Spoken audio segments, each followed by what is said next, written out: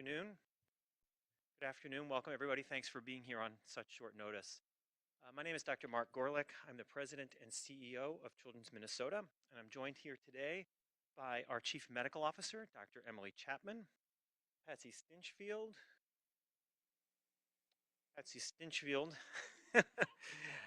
who is a member of the Children's Minnesota professional staff and the President of the National Foundation for Infectious Diseases, Inka Ajose, who is the Senior Director of Clinical and Nursing Operations here at Children's Minnesota, and Dr. Sam Gupta, who is Vice President of Medical Affairs and Chief Medical Officer at the mHealth Fairview Masonic Children's Hospital. We've called you all here today so that we can make the community aware of exactly how dire the situation is for patients here at Children's Minnesota, Masonic, and at other pediatric hospitals across the state and really across the country. As many of you have previously reported on, we are currently in the midst of a respiratory surge that is really unlike anything we've had before. It's truly unprecedented. I'm a pediatric emergency medicine physician. I've been in pediatric medicine since 1987, and I have never seen anything like this. This is a surge of respiratory illness that is straining hospital capacity and hospital resources, again, across the country, and particularly here in Minnesota. And yet,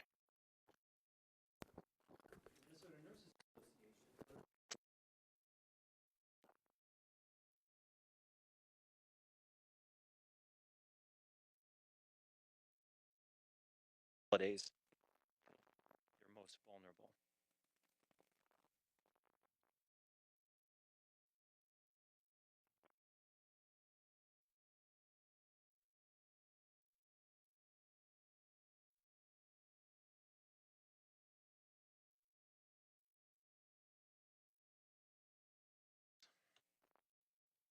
No, so I think you're fixing that. We're good now? Talk right into the microphone. Oh, that's much better. Could you just count to 5 real quick? I want to make sure all the cameras have audio. 1, 2, 3, 4, 5. Ducking in and out. Ducking in and out. I'm going to get some help here. Thank you. Was it sufficiently bad that we should go again? Yep. Will do.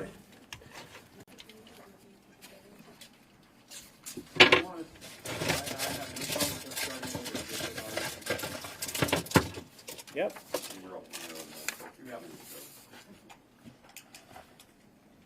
What do you think? Yeah, let's start over, please. All right, awesome.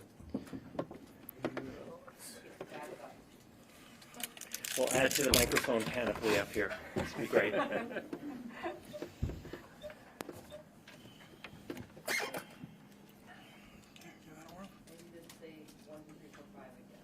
One, two, three, 4, and 5. We good? I got a few thumbs up. All right. Take 2. Yeah.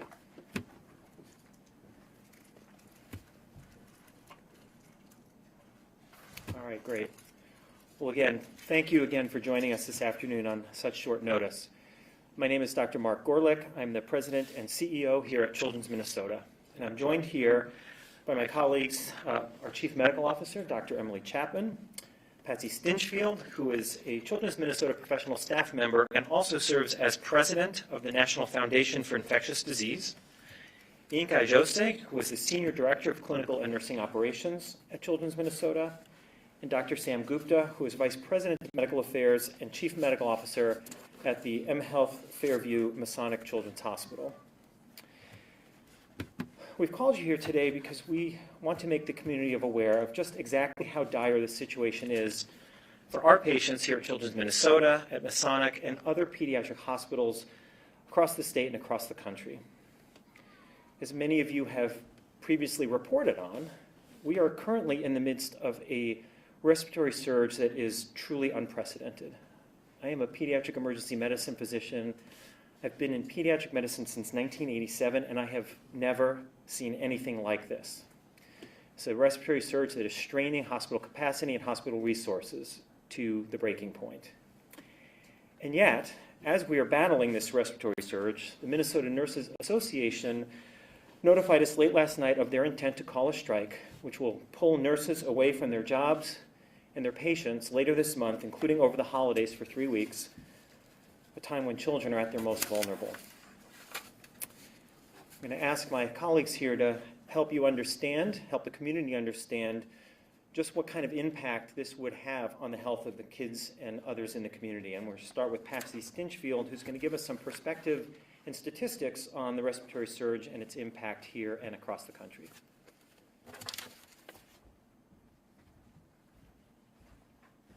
Thank you, Mark.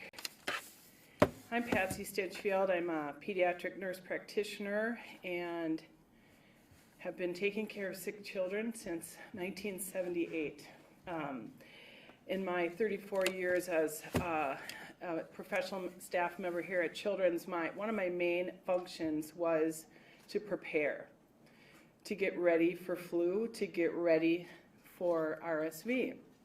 We didn't know such a thing as COVID over all those decades, but we are now in a place of statistics that the epidemiologists here at Children's and within the state have never seen before. Unprecedented high record numbers of RSV earlier than ever, higher than ever, and now influenza is doing the same thing, earlier than we've ever seen before and higher than we've ever seen before. Right now in pediatrics, COVID is steady, but we are seeing some signs that that is potentially on the increase as well. Why do we care about this? We care about this because RSV is one of the leading causes of hospitalization and death in children under the age of 5. We know that in a normal year, about 58,000 children are hospitalized for RSV under 5 years, with over 500,000 emergency room visits. And adults too, we need to think about this in terms of bed capacity across the lifespan. There's good data in Minnesota that our bed capacity is already not where it needs to be. Those numbers I gave you are on a normal year. This is much, much higher than those usual years. We know that elderly can be impacted by RSV as well, with in a normal year, 177,000 hospitalizations for those 65 and over, and 14,000 deaths. That's RSV alone. Another 65,000 deaths in elderly individuals from influenza. We know now that COVID is taking the lives of older individuals who are not vaccinated. So why do we talk about older individuals here in a children's hospital? It's because we are one health system across our state that cares for our community. We have to care for the individual children who can infect the adults, who then turn and can infect back to the other age groups. We infect people who work in hospitals of all who care for people of all ages. So this is a lifespan issue, and it is one that is unprecedented.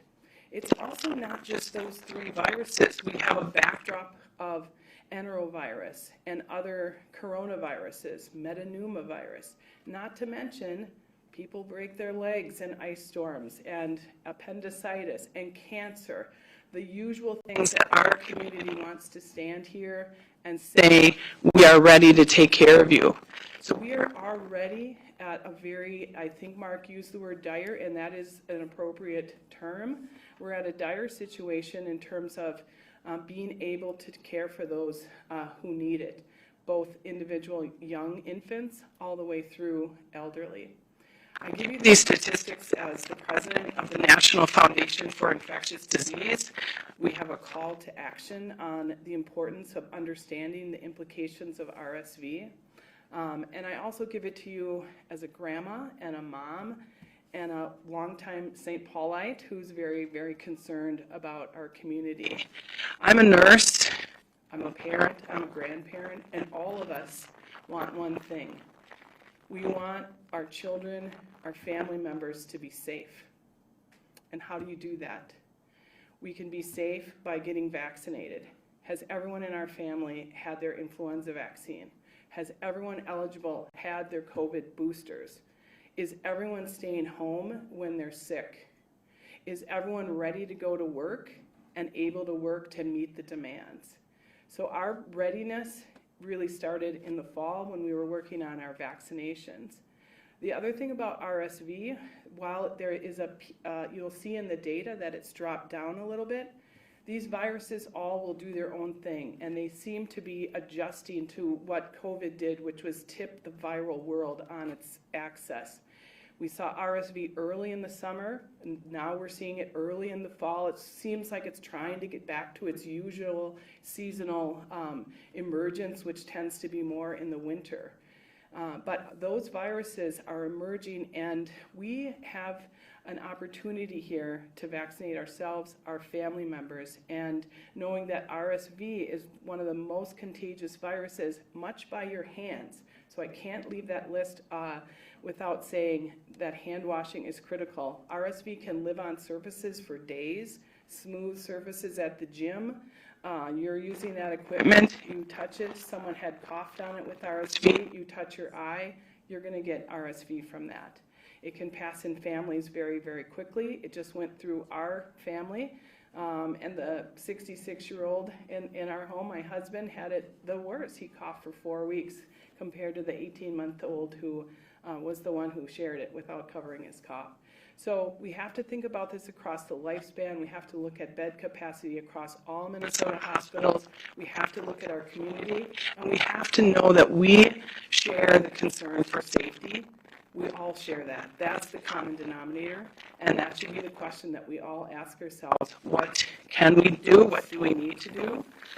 And I do have significant concerns if we don't have all the nurses that we need to take care of all the patients that we have. I have significant concerns that we won't be safe and that we won't be ready. Thank you.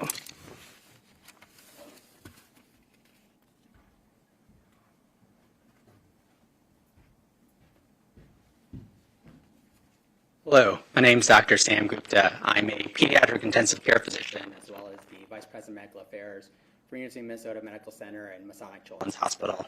Thank you to the Children's Minnesota team for allowing me to stand up here with them in this time of what I consider a great need for our community in terms of healthcare for our most vulnerable kids throughout both the Twin Cities as well as throughout the state. I think this is, everything's been mentioned is really important. I agree with everything they've said. The surge that we're seeing now, I've never seen in my 20 plus years of working in pediatrics. It is unprecedented. I know we've used that term many times over the last few years, but yet again, we are sitting in an unprecedented state. And we are currently having to manage that capacity, those capacity issues that we're having within our own children's hospitals and throughout the children's hospitals in Minnesota as well as throughout the entire country. We've all seen the news stories from the East Coast, from Chicago, from everywhere else that everyone's had to do different things to be able to manage that capacity. Thankfully, we've got a very collegial community here in terms of pediatric care across the Twin Cities and the state. And we've been working together very closely to ensure we can manage that capacity, which has really stressed our abilities to provide the care that we want to provide. But thankfully, we have great people who work in our hospitals today who've been able to do that. But I do have concerns that if anything was to tip the other way, increased viral load, another surge of another virus, COVID, flus, as was mentioned, is rising right now, that it'll continue to stress our ability to provide the care that we want. And what we don't want to get to is a point where we are now unable to provide the care for the children in our community, and then having to send them potentially farther away than their homes, either within the state or even outside the state.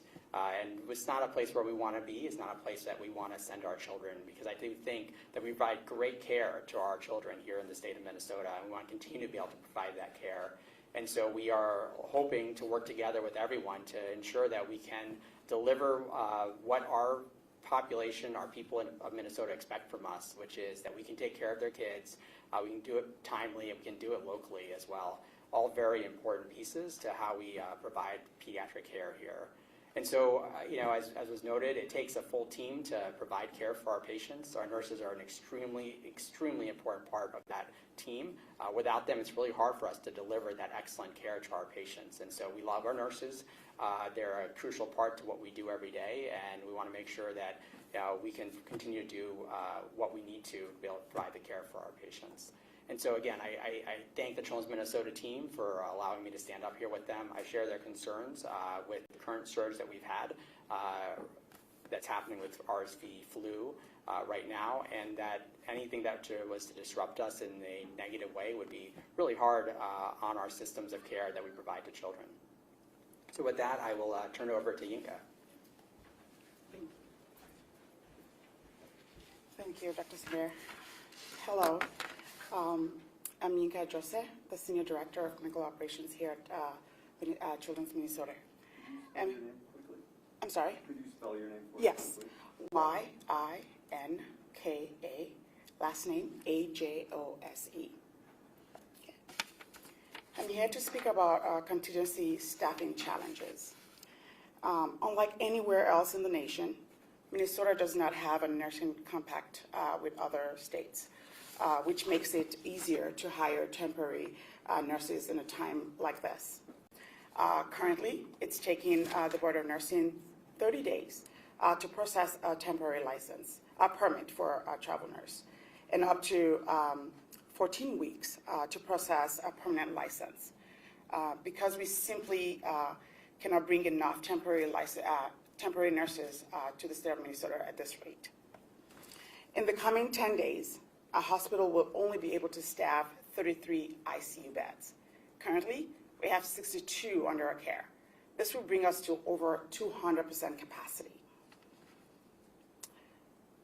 We are really struggling right now to even keep our EDs moving. And so it's very crucial that we are able to get the help we can. And we know our nurses are our best bet, and we're hoping that that we'll be able to resolve this and have them come to the table with an agreement. I'm going to hand it over to Emily right now.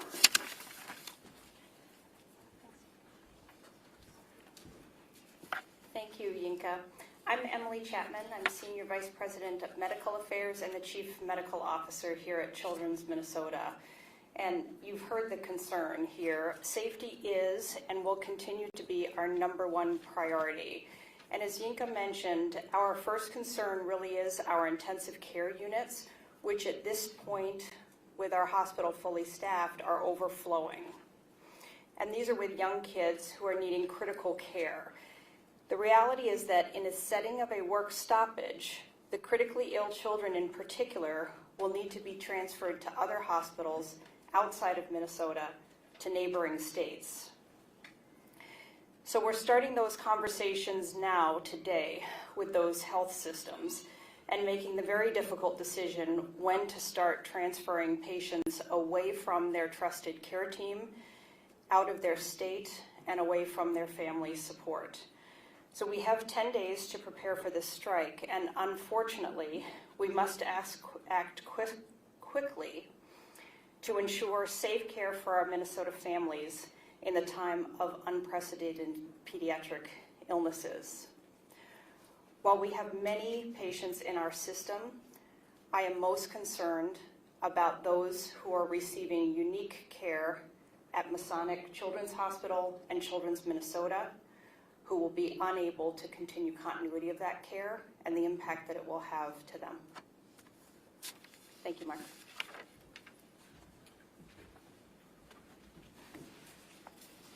Thank you, everybody, for helping to paint the picture of just what the situation is that we're dealing with here. Again, unprecedented surge of respiratory illness straining the system. I think we can all agree this is the worst possible time for the union to call for a strike that would pull nurses away from the bedside. If this work stoppage materializes, it's going to put kids in danger, and that's why we're putting out the alarm. As you've heard, we need help. As Yinka said, we don't have a nursing license compact. 39 states do. This is a compact that's been actually opposed by the nurses union, although it would be a tool that would help us recruit nurses to Minnesota, which is what we've been trying to do together for a long time. Presently, it gets in the way of us being able to bring in temporary help because if our own nurses can't be there to care for our patients, we need to hire and get licensed as many temporary nurses as possible so they can care for as many kids as possible. And we're looking to the state and state board of nursing to help us with that. As Emily pointed out, we're going to be reaching out to other healthcare systems, some of them probably far away.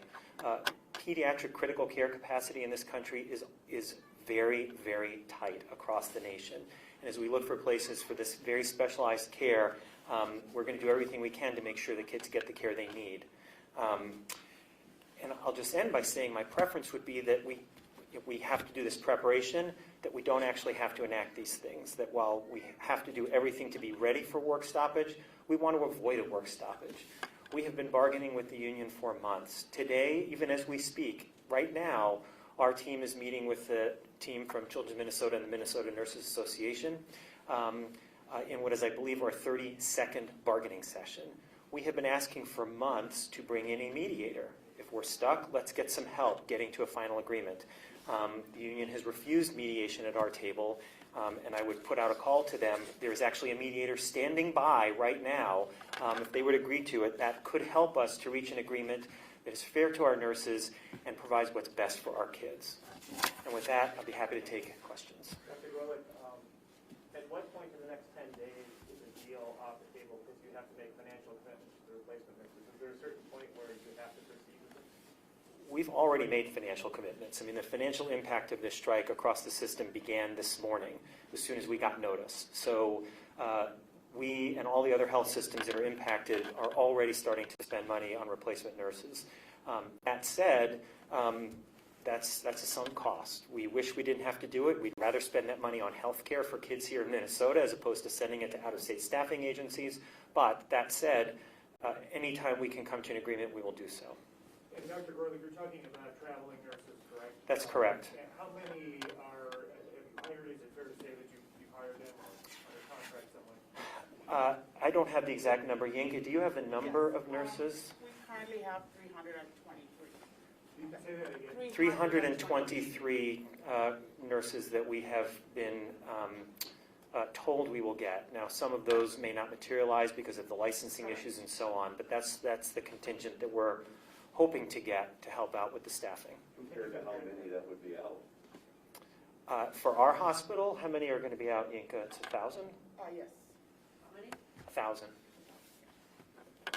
This has been going on for quite a while. What would you say for your hospitals that are the things that you remain apart on and how far apart you are? I would say that we've made a lot of progress. We have tentative agreements already on a lot of issues of mutual interest, including working conditions, workplace safety and violence, and a number of others.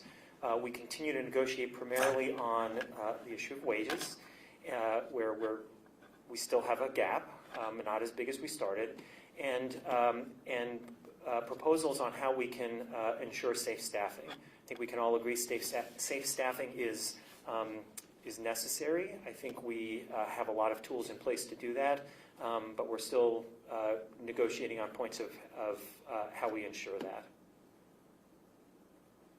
This is something that is the collision of trying to run a financially responsible, I guess, business, for lack of a better word, and provide good health care at the same time.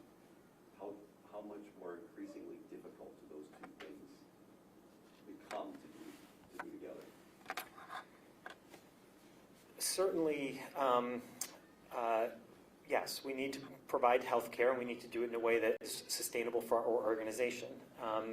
As costs rise, that becomes more of a challenge, so that is certainly something that's factoring into this. But again, I think we're all aiming for the same thing, which is an agreement that's fair to all parties and provides for the best health for kids, and that's what we are hoping to continue to work toward. We're calling on the union to work in good faith toward doing that and bringing in mediation if that will help us get there. One more question. For Yinka, I mean, 300 nurses to replace 1,000. You have to already be beyond shutting down for the ICU beds. There have to be other accommodations being made.